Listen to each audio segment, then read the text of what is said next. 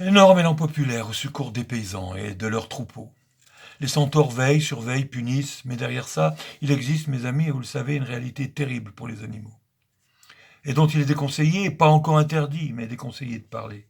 Les abattages rituels, cachers et halal. En gros, l'industrialisation des pratiques tribales de la nuit des temps.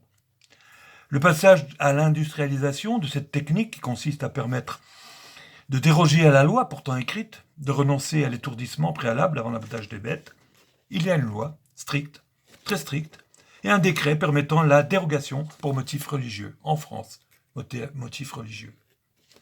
La plupart des abattoirs deviennent donc, pour des raisons pratiques, de véritables enfers sur terre pour les animaux concernés. De longues minutes pendues à des crochets à ressentir la mort s'installer douloureusement dans un contexte d'angoisse difficilement imaginable. Car là, industrialisation oblige, il y a le nombre, une concentration inouïe, à la chaîne d'angoisse et de souffrance. Il y a eu des camps pour ça jadis. Quelques chiffres. À là, les cachets représentent seulement 10% de la demande. Et pourtant, le volume d'abattage rituel atteint près de la moitié pour les bovins et plus de 60% pour les ovins. Cherchez l'erreur.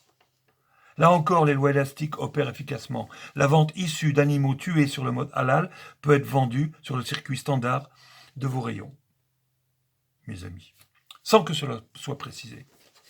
Les industriels ont donc, pour des raisons de rentabilité, pour des raisons pratiques, rassemblé en une seule chaîne leur abattage, et évidemment, la plus incontournable, celle concernant les rituels, cachers et halal. Elle est où la laïcité? Et M. Caron et les vôtres, on voudrait vous entendre sur le sujet, vous, le défenseur fanatique des animaux. À juste raison, souvent. Le pourfendeur des corridas, par exemple.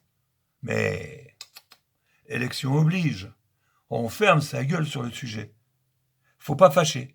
Mais par contre, on traite de fachos ceux qui, comme moi par exemple, tentent de l'ouvrir. Religieux, disent-ils.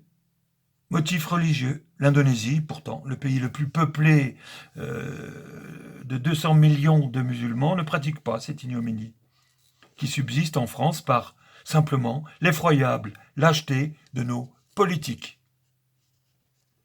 La religion, quelle qu'elle soit, oui, c'est déjà bien entamé.